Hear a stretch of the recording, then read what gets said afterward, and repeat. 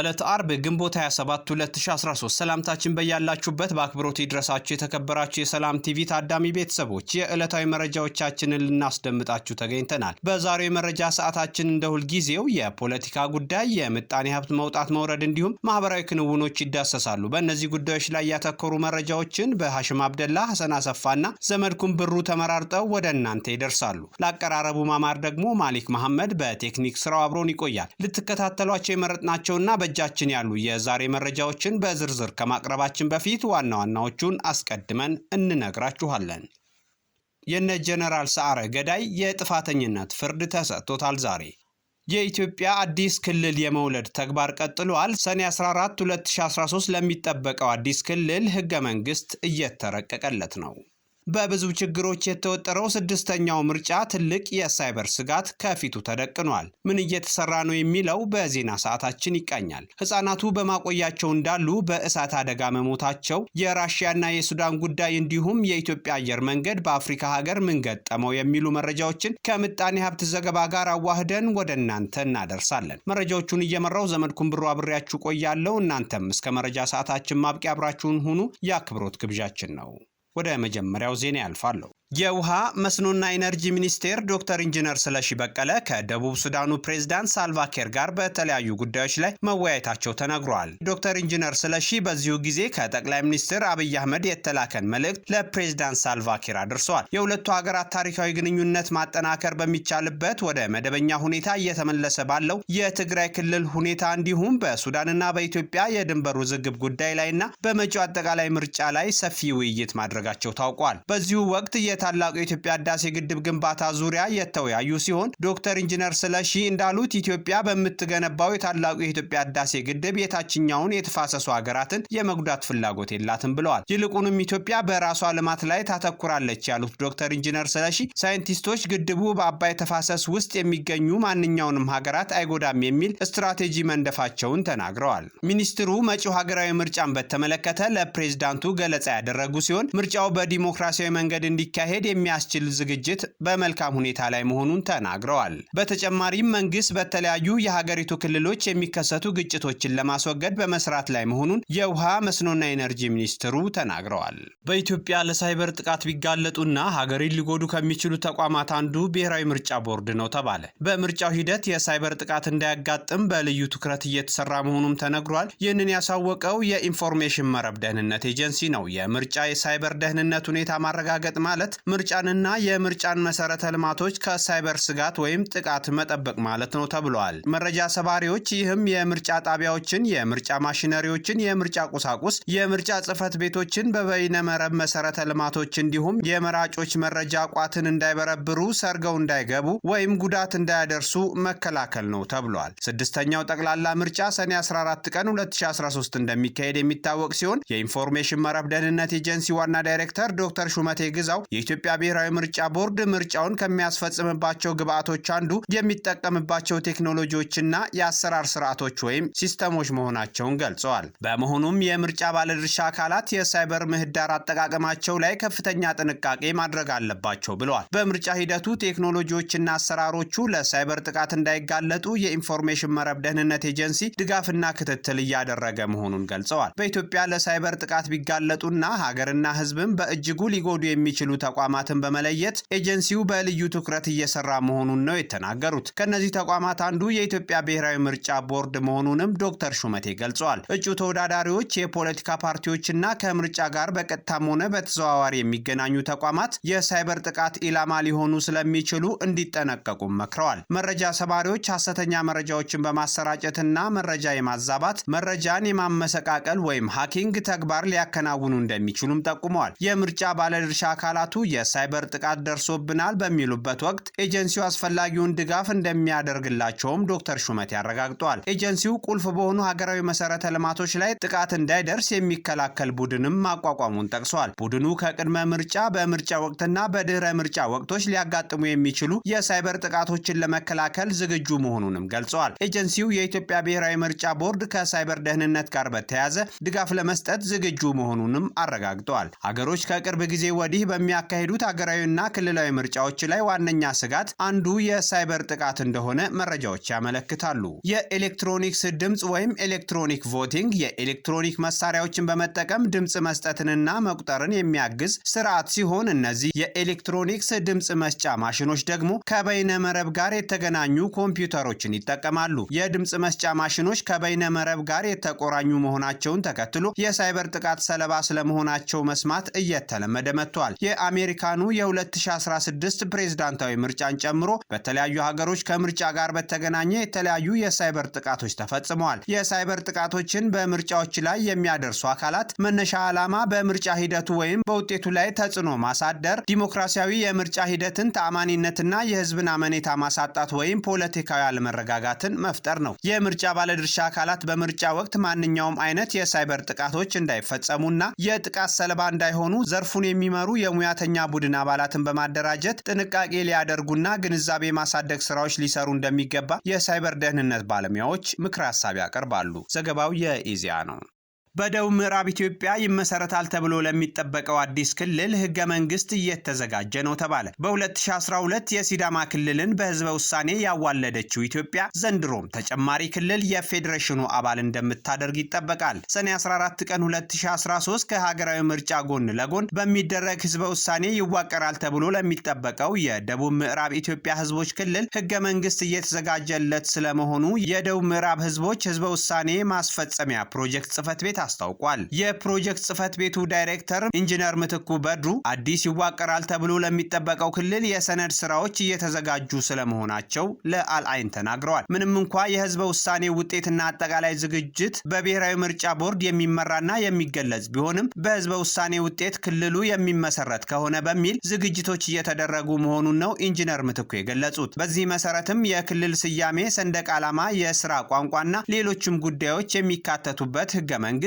በመዘጋጀት ላይ መሆኑ ተገልጿል። የተለያዩ ባለሙያዎች ተሰባስበው በሰነድ ዝግጅቶች ላይ እየሰሩ መሆኑንም የደቡብ ምዕራብ ኢትዮጵያ ህዝቦች ህዝበ ውሳኔ ማስፈጸሚያ ፕሮጀክት ጽህፈት ቤት ዳይሬክተር ኢንጂነር ምትኩ በድሩ አንስተዋል። ዳይሬክተሩ እንዳሉት የደቡብ ምዕራብ ኢትዮጵያ ህዝቦች ክልል በህዝበ ውሳኔ አዲስ የፌዴሬሽኑ አካል ከሆነ በኋላ የጊዜ እጥረት እንዳይፈጠር በማሰብ ነው አሁን ላይ ህገ መንግስት የማርቀቅ ስራው እየተከናወነ ያለው ብለዋል። የደቡብ ክልልም ይህን ጉዳይ እንዲያሳካና ውጤታማ እንዲሆን እገዛ እያደረገ መሆኑንም ዳይሬክተሩ ተናግረዋል። የደቡብ ምዕራብ ኢትዮጵያ ህዝቦች ህዝበ ውሳኔ ፕሮጀክት ማስፈጸሚያ ጽህፈት ቤት ዳይሬክተሩ እንደገለጹት አሁን ላይ ከህገ መንግስትና መሰል ጉዳዮች ባለፈ ስለ ወደፊቱ የክልሉ ዋና ከተማ ውይይት እየተደረገና እየተሰራበት መሆኑንም ጠቁመዋል። በዚሁ መሰረትም በህዝበ ውሳኔው ደቡብ ምዕራብ ክልል ከተመሰረተ አንድ ዋና ከተማ ብቻ እንደማይኖር ተገልጿል።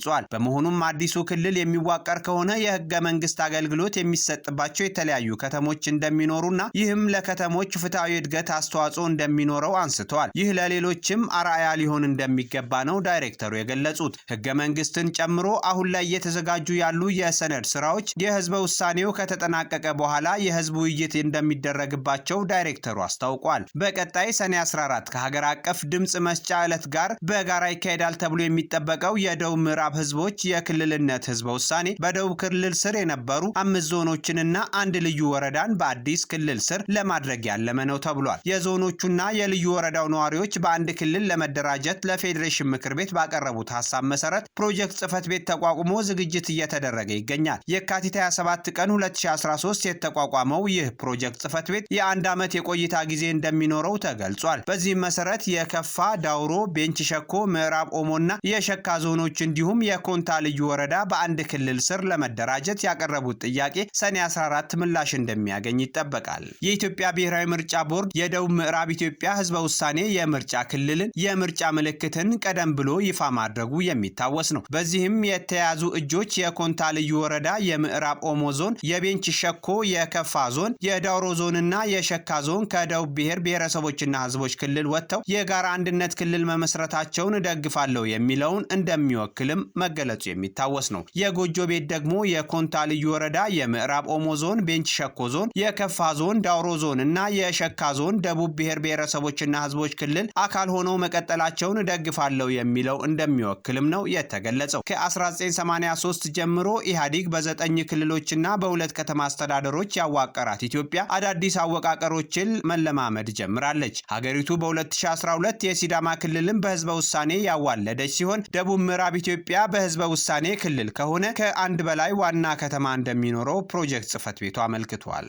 የኢትዮጵያ አየር መንገድ በሌጎስ ችግር ቢያጋጥመውም አደጋ ሳይከሰት ወደ ስራ መመለሱ ተነገረ። የኢትዮጵያ አየር መንገድ ንብረት የሆነው የበረራ ቁጥር ኢቲ 3905 አውሮፕላን ናይጄሪያ ሌጎስ ደርሶ ካረፈ በኋላ ወደ መቆሚያው ስፍራው እየሄደ ሳለ ከመንገድ ወጥቶ እንደነበር ተገልጿል። የኢትዮጵያ አየር መንገድ እንዳረጋገጠው ወደ ካርጎ የተቀየረው የመንገደኞች ቦይንግ 777-300 ግዙፍ አውሮፕላን ካጋጠመው ክስተት በኋላ ወደ ስራ ተመልሷል ብሏል። አውሮፕላኑ ከአዲስ አበባ ወደ ናይጄሪያ ሌጎስ ከተማ ጭነት ይዞ ከበረረ በኋላ በሌጎስ ኤርፖርት አርፎ ወደ መቆሚያው እየሄደ ሳለ የአውሮፕላኑ በስተግራ በኩል ያለው ጎማ ከአስፓልቱ መውጣቱን አየር መንገዱ አስታውቋል። በማህበራዊ መገናኛ ዘዴዎች ላይ የተለቀቀው ተንቀሳቃሽ ምስል የአውሮፕላኑ በስተግራ በኩል ያለው ጎማ ጭቃ ውስጥ ገብቶ እንደነበረ የሚያሳይ ነው። የኢትዮጵያ አየር መንገድ ክስተቱን ተከትሎ ባወጣው መግለጫ አውሮፕላኑ ምንም አይነት ጉዳት ሳያጋጥመው በመብረር ወደ አዲስ አበባ መመለሱን አስታውቋል። አየር መንገዱ የሌጎስ ኤርፖርት ሰራተኞች ላደረጉት ድጋፍ ምስጋናውን አቅርቧል። አውሮፕላኑ ከአስፓልቱ እንዲወጣ ያደረገው ምክንያት ምን እንደሆነ በአየር መንገዱ በኩል የተገለጸ ነገር የለም። ፍላይት ግሎባል በድረ ገጹ ክስተቱ ባጋጠመበት ወቅት በአውሮፕላን ማረፊያው የነበረውን የሜትሮሎጂ መረጃ ምንም አይነት አስቸጋሪ የአየር ጠባይ መኖሩን አላሳየም ማለቱን ቢቢሲ በድረ ገጹ አስነብቧል። የቀድሞ ጠቅላይ ኤታማዦር ሹም ጀነራል ሰዓረ መኮንንና ሜጀር ጀነራል ገዛኢ አበራን በመግደል ወንጀል የተከሰሰው 10 አለቃ መሳፍንት ጥጋቡ የጥፋተኝነት ፍርድ ተሰጠበት። የፌዴራል ከፍተኛ ፍርድ ቤት ልደታ ምድብ 3ኛ የጸረ ሽብርና የህገ መንግስት ጉዳዮች ወንጀል ችሎት መዝገቡን መርምሮ ፍርድ ለመስጠት ዛሬ በያዘው ቀጠሮ በችሎት ተሰይሞ ነው በሙሉ ድምጽ የጥፋተኝነት ፍርድን የሰጠው። ተከሳሹ ሰኔ 15 ቀን 2011 ጀነራል ሰዓረ መኮንንን በዕለቱ የአዲስ አበባ ምክትል ከንቲባ ከነበሩት ከአቶ ታከለ ኡማ ጋር ችግኝ ተክለው ከተመለሱ በኋላ 12 ሰዓት ገደማ በባህር ዳር በዶክተር አምባቸው ላይ የተፈጸመውን ግድያ ተከትሎ በአዲስ አበባ መኖሪያ ቤታቸው በስልክ አመራርነት እየሰጡ ባሉበት ወቅት ወደ ቤታቸው ሊጠይቃቸው ከመጣው ሜጀር ጀነራል ገዛኢ አበራን ጨምሮ በሽጉጥ ተመተው መገደላቸው የሚታወስ ነው። የአማራ ክልል ህገ መንግስትን በኃይል ለማፍረስ የፌዴራል መንግስትን ለመቆጣጠር ለታቀደው እቅድ ለማሳካት ተከሳሹ በግንቦት ወር 2011 በጎንደር ከተማ ከጀነራል አሳምነው ጽጌ ጋር በመገናኘት ተልዕኮ ተቀብሎ በወንጀሉ ተሳትፏል ተብሎ በ1996 የወጣውን ወንጀል አንቀጽ 31 ዝባር 1 ሐናለ እንዲሁም አንቀጽ 35 ዝባር 38 እንዲሁም 238ን በመተላለፍ በዋና ወንጀል አድራጊነት ተሳትፎ በህገ መንግስቱና በህገ መንግስታዊ ስርዓቱ ላይ በሚፈጸም ወንጀል መከሰሱ የሚታወስ ነው። ተከሳሹ ወንጀሉን አልፈጸምኩም ሲል የእምነት ክህደት ቃሉን መስጠቱን ተከትሎ አቃቢ ህግ የጀነራል ሰዓረ መኮንንን ኮሎኔል ጽጌና የጀነራል ሰዓረ አጃቢዎች አጠቃላይ 7 የሰው ምስክርና የሰነድ ማስረጃ አቅርቦ አሰምቶ ነበር። ፍርድ ቤቱ እንዲከላከል በሰጠው ብይን መሰረት ተከሳሹም 3 የመከላከያ ምስክሮችን አቅርቦ የነበረ ሲሆን ነገር ግን በተገቢው ማስተባበል አለመቻላቸውን ፍርድ ቤቱ ገልጿል። በዚህ መልኩ መዝገቡን መመርመሩን የገለጸው ፍርድ ቤቱ የአቃቢ ህግ ማስረጃ ተከሳሹ ወንጀሉን መፈጸሙን ያረጋገጠ ነው በማለት ጀነራል ሰዓረ መኮንንንና ጓዳቸውን ሜጀር ጀነራል ገዛኢ አበራን መግደሉ ተረጋግጧል ሲል ፍርድ ቤቱ በሙሉ ድምጽ ጥፋተኛ ሲል ፍርድ ሰጥቷል። በዚህ መልኩ የተከሳሹን ቅጣት ማቅለያ ለመመልከት ፍርድ ቤቱ ለሰኔ 14 ቀን 2013 ተለዋጭ ቀጠሮ ሰጥቷል። የተከበራችሁ የሰላም ቲቪ ታዳሚ ቤተሰቦች የመረጃ ሰዓታችን የምጣኔ ሀብት ዘገባ ላይ ደርሷል። ዘገባውን የሚያቀርበው ደግሞ ሐሰን አሰፋ ነው። ሐሰን እንኳን ደህና መጣ ብያለሁ። በእጅ ላይ ያሉ ዝርዝር መረጃዎችን ከማቅረብ በፊት ዋና ዋናዎቹን ብታስደምጠን።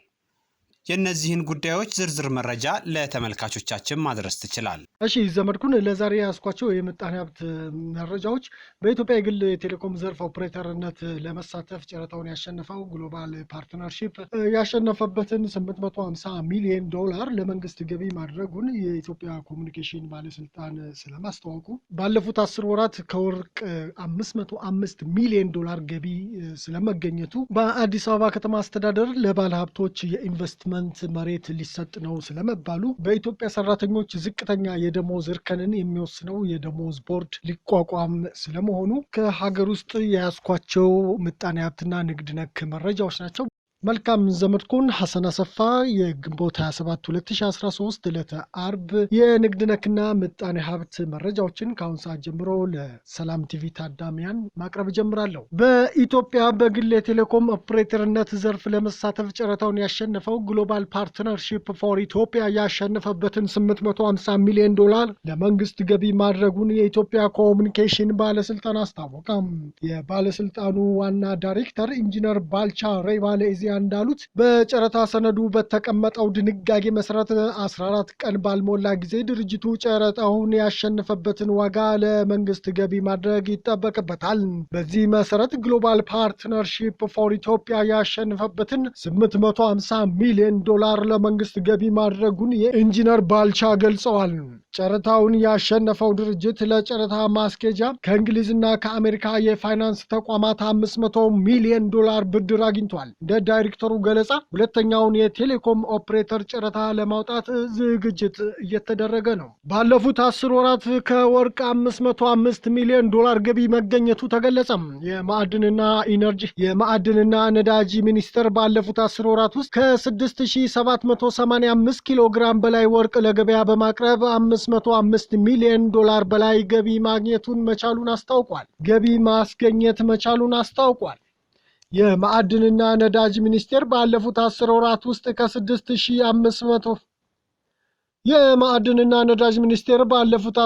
ውስጥ ከ6785 ኪሎ ግራም በላይ ወርቅ ለገበያ በማቅረብ ከ$505 ሚሊዮን በላይ ገቢ ማስገኘት መቻሉን አስታውቋል።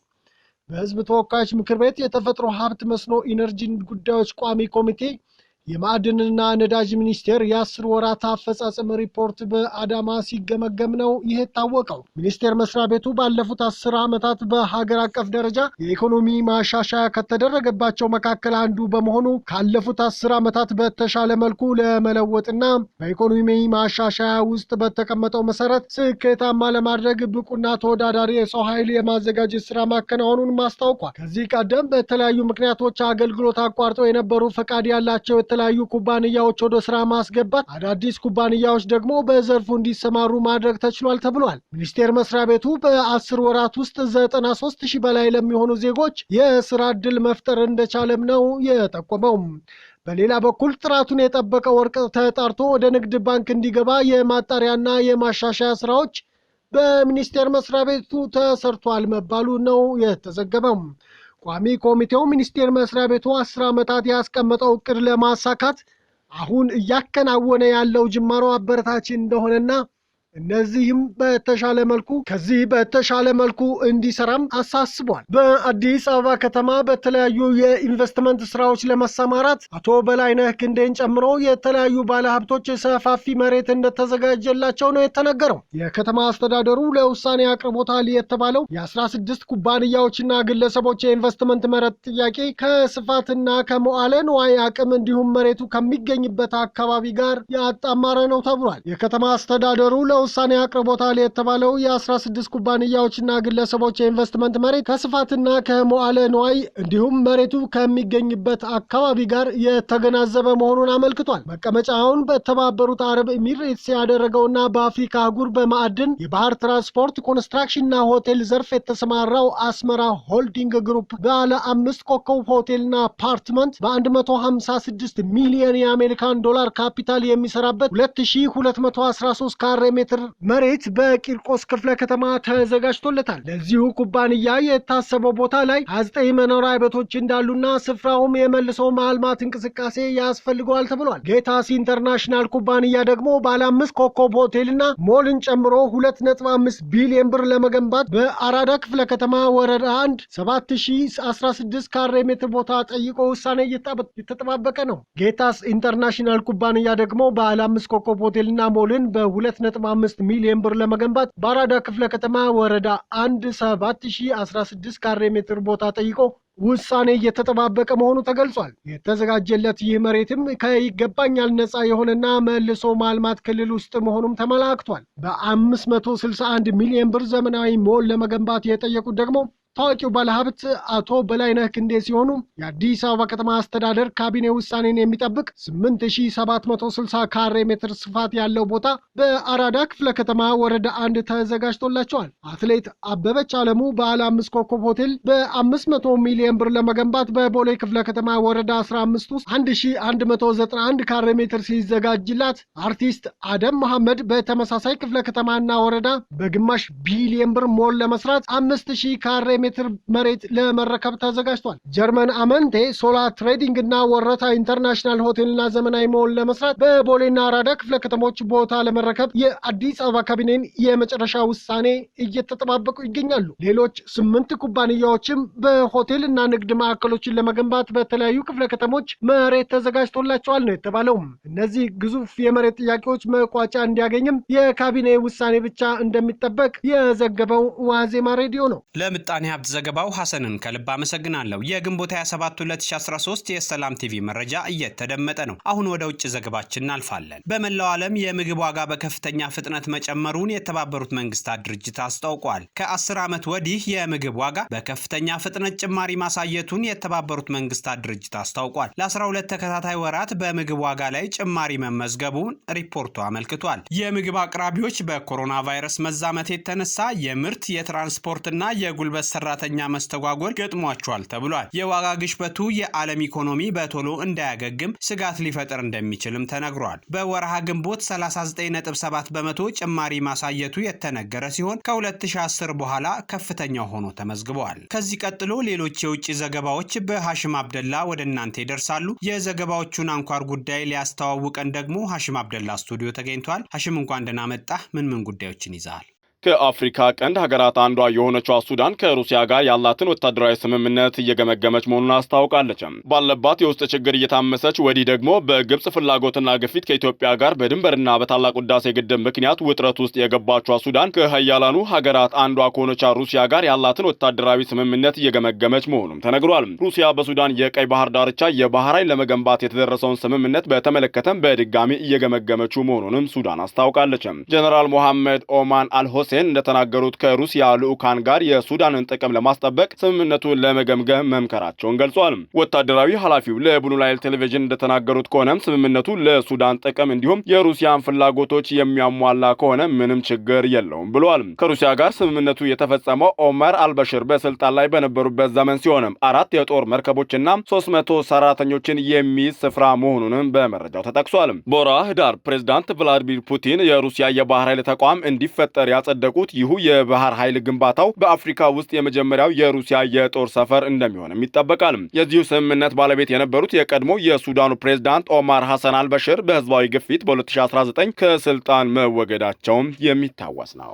መፈንቅለ መንግስቱን ተከትሎም ከማሊ ጋር ያላትን ወታደራዊ ግንኙነት ማቋረጧን አውሮፓዊቱ ሀገር ገለጸችም። ፈረንሳይ ባለፈው ሳምንት በማሊ የተካሄደውን መፈንቅለ መንግስት ተከትሎም ከሀገሪቱ ጋር የምታካሄደውን ወታደራዊ እንቅስቃሴ ማቋረጧን አስታውቃለች። እገዳው ማሊ ውስጥ ያለው ሁኔታ ወደ ሲቪል አስተዳደር መመለሱ ዋስትና እስኪያገኝ ድረስም ይቀጥላልም ተብሏል። ፈረንሳይ በሳህል አካባቢ ታጣቂዎችን ለመዋጋት ማሊን ጨምሮም ከቻድ፣ ሞሪታኒያ፣ ኒጀር እና ቡርኪና ፋሶ ሀገራት የተውጣጡ ወታደሮችን ስትደግፍም ቆይታለች። የማሊ ወታደራዊ መሪ ኮሎኔል አስሚታ ጉታ የሀገሪቱ ሲቪል አስተዳደር ፕሬዝዳንትና ጠቅላይ ሚኒስተር ከስልጣን ማውረዳቸውን ተከትሎም ሀገሪቱ በከፍተኛ ጫና ውስጥም ትገኛለችም ተብሏል። የማሊ ወታደራዊ መሪ ኮሎኔል አስሚ ጉታ ባለፈው ነሐሴ ወር በተካሄደው ተመሳሳይ መፈንቅለ መንግስትም ተመራጩን ፕሬዝዳንት ኢብራሂም ቡኻሪ ኬታን ከስልጣን እንዲወርዱም አድርጓቸዋልም የተባለው። በማሊ በ9 ወራት ውስጥ ለሁለተኛ ጊዜ የተካሄደውን መፈንቅለ መንግስት ያወገዘው የምዕራብ አፍሪካ ሀገራት የኢኮኖሚ ማህበረሰብ ኢኳስ ሀገሪቱን ከአባልነትም አግዷል። በተመሳሳይ መልኩ ህብረቱ ባወጣው መግለጫ ማሊ በአስቸኳይ በሲቪል የሚመራ መንግስት እንድታቋቁም የጠየቀ ሲሆንም ይህ የማይሆን ከሆነ ማዕቀቡንም ጨምሮ ጠንካራ እርምጃዎችን እንደሚወስድም አስጠንቅቋል። በሌላ በኩል የፈረንሳይ ጦር ኃይሎች ሚኒስተር እንደገለጸውም ኢኳስና የአፍሪካ ህብረት በማሊ የፖለቲካ ሽግግር ማዕቀፍ አስቀምጧልም ብሏል። ሚኒስቴሩ አክሎም የፈረንሳይ ወታደሮች ከጥምረቱ ውጪ በሆነ መንገድ በአካባቢው የሚያደርጉትን እንቅስቃሴ እንደሚቀጥሉም ገልጿል። የአፍሪካ ህብረትም ልክ እንደ ኢኳስ ሁሉ በቅርቡ በተደረገው መፈንቅለ መንግስት ምክንያት ማሊን ከህብረቱ ከህብረቱ አባልነት ማገዱን ማስታወቁ ይታወሳል ሲል የዘገበው አጃንስ ፍራንስ ፕሬስ ነው። ግብጽ ካይሮ በሚገኙ ወጣት አጥፊዎች የማቆያ ማዕከል በተነሳ እሳት የ6 ህጻናት ህይወት ማለፉ ተሰማ።